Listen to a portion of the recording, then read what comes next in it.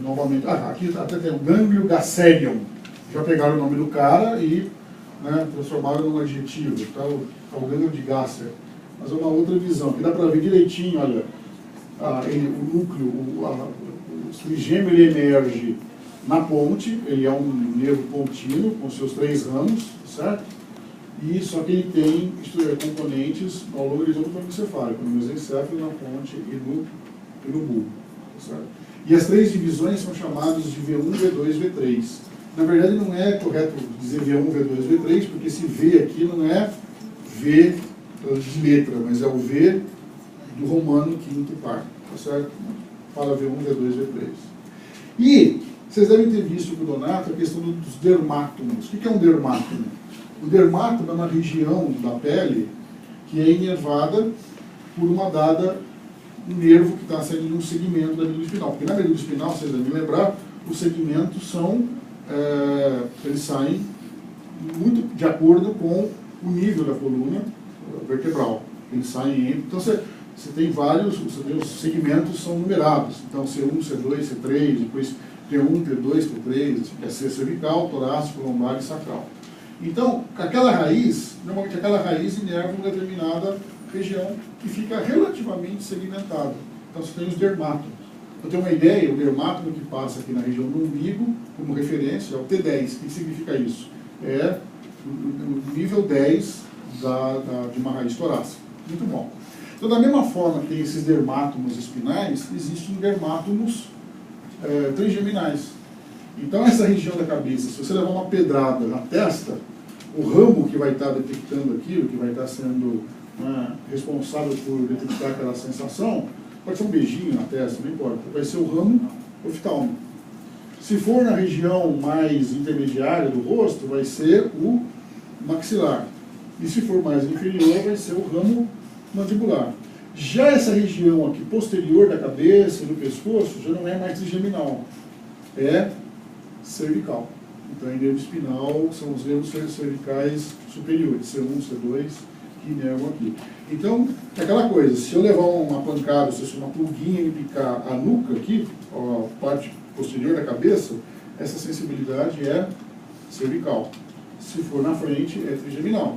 Isso, é claro, é importante, não só para o dentista, mas para o neurologista, enfim, porque, às vezes, dependendo de uma lesão espinal, pode tornar toda essa parte posterior aqui insensível.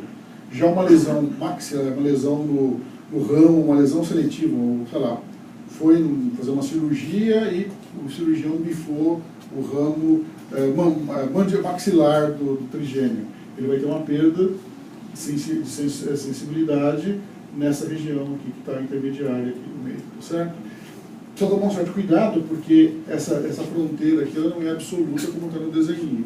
Na verdade, o que existe é uma superposição, ou seja, essa região de fronteira aqui acaba tendo dupla inervação.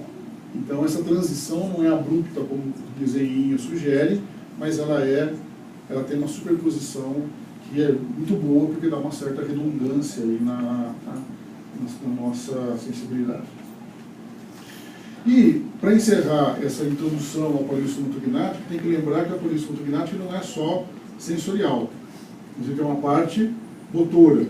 Isso aqui é um esqueminha, que nós vamos voltar a ele na aula de mastigação, que mostra uma espécie de equilíbrio de forças aqui no nosso aparelho estomatognático. Isso aqui é um esquema em que dá para perceber que isso daqui é uma cabeça, certo? E isso daqui é uma mandíbula. Tá? Aqui representa a coluna vertebral, a porção cervical. E aqui a cintura escapular, a escápula. Olha só que legal. Para elevar a mandíbula, nós temos músculos elevadores da mandíbula. Alguém saberia dar um exemplo de músculo elevador da mandíbula? Masseter. Masseter. Outro? Hã? Mais importante que ele, essa é verdade. Mas o importante, que mantém a postura da nossa mandíbula. Temporal. Tá certo? Vocês querem ver o temporal funcional? O temporal e o masseter? É só você fechar a boca e forçar a mastigação. Você vai ver que a têmpora faz o quê? Ó? Põe o dedo aqui e mastiga. Vem aqui, dá tempo. O que você sente quando você mastiga? Está sentindo? Força. O que acontece? Você sente que cresce a barriguinha do músculo? E a mesma coisa onde? No masseter. Põe aqui, ó. Na verdade, por que morder faz a barriguinha crescer? Por que levar a mandíbula faz a barriguinha do músculo crescer? Porque ele contrai. Está certo eu dizer que fechar a mandíbula faz a barriguinha crescer?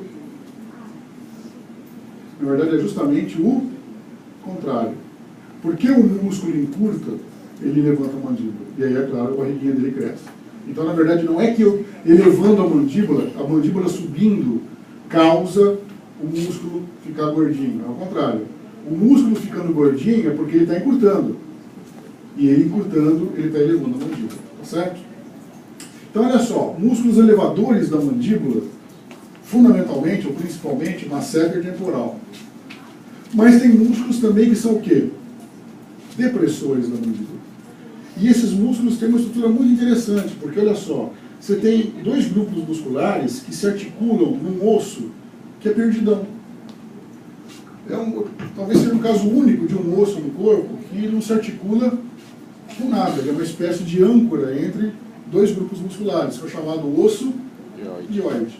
E isso divide, portanto, esses dois grupos musculares num grupo supra-ióideo, ou ioideu, dependendo da pronúncia, da preferência, e um grupo infra-ioideu. Tá certo? Então, se você quiser abrir a boca, você tem que ativar esses músculos. Mas olha só que legal. Esses músculos estão aonde? Presos na cintura escapular.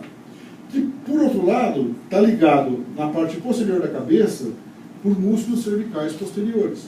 Então, imagina que você quer abrir a boca. Se você quiser abrir a boca, o que você vai fazer? Você vai contrair os músculos supra- e infra-ióideos. Mas ao contrair a boca, ao contrair esses músculos para abrir a boca, a mandíbula vai descer e vai puxar quem? Os músculos elevadores. Que por sua vez vai puxar o quê? A cabeça para onde? Para baixo. E por que a cabeça não vai para baixo? Porque concomitantemente a essa contração, você tem atividade dos músculos cervicais posteriores. Você imagina vocês comendo, né? Você vai comer aquele sanduba, mas, né? E aí você começa a comer, quando você mastiga, ninguém vê a pessoa comendo e, né, ela pode estar conversando com alguém falando que sim, mas esse movimento com a cabeça não é compulsório da mastigação, quietinho. Olha aqui, ó. Aqui é o círculo, está aqui. Então, não é mastigando que você vai mexer a cabeça de maneira compulsória. Você pode mastigar, só que quando você mastiga, que você abre a boca, você está puxando a sua cabeça para onde? Para frente. Não para para baixo. Por quê? Porque abrir a boca significa contrair músculos que puxam a mandíbula e, por sua vez, a mandíbula puxa a cabeça. Como é que você contrabalança isso? Como é que você evita esse movimento indesejável do seu segmento cefálico? Contraindo músculos cervicais posteriores. Tá certo? Então, olha só. Mastigação tem a ver com postura da cabeça, que tem a ver com contração de músculos que, em princípio, não tem nada a ver com mastigação, mas tem. Do ponto de vista, eles não estão mastigando, mas eles estão fazendo um concerto, um movimento harmônico para manter a postura da cabeça. Ninguém quer mastigar, né? E ao mastigar fica com a cabeça fazendo isso. Certo? Olha só que legal, então. Isso não só é importante do ponto de vista funcional, né, mas também do ponto de vista patológico. O indivíduo tem, por exemplo, uma disfunção da ATM. E isso prejudica a orquestração desses músculos aqui, o funcionamento deles. Mas isso tem a ver com a contração dos músculos posteriores, cervicais posteriores. E aí, por alguma razão, que aí depende de pessoa a pessoa, o que leva o cara no médico é dor na nuca, é dor nas costas. E fica tratando de, você tem fibromialgia, você tem não sei o quê, vai no ortopedista, quando na verdade o problema dele seria resolvido por um dentista, que resolvesse o problema da TM dele. Né? Ou o contrário, o indivíduo tem realmente um problema cervical, de coluna ou de musculatura, tem um encurtamento de cadeia posterior, quer dizer, tem alguma coisa que compromete a parte muscular, mas isso acaba se refletindo aonde? No aparelho estomatognate, o cara vai no dentista que está com dor, mastigar, não sei o quê. Quando, na verdade, aquele processo não é primariamente odontológico, não é primariamente do aparelho estomatognate.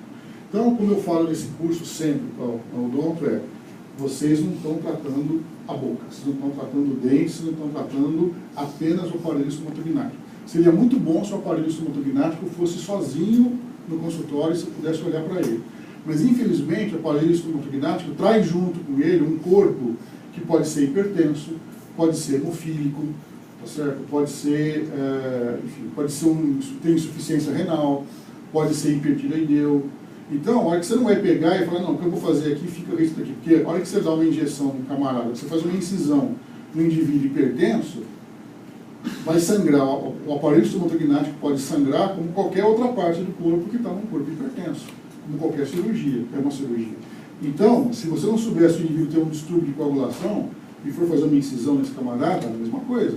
Se você não souber se esse indivíduo ele é diabético, descontrolado, você não vai saber se o processo cicatricial de uma extração que você fez, porque está demorando para aquilo cicatrizar, porque aquilo infectou, se você não tiver. Não é? Então, você tem que saber se o cara é diabético, hipertenso, hemofílico, enfim, muitas outras coisas. Você tem fibrilação, se o cara tem uma fibrilação atrial. Então, você tem várias coisas fundamentais da saúde do indivíduo que se refletem de maneira muito próxima, muito direta do aparelho estomatognatico. 10 minutos de intervalo e a gente volta para terminar.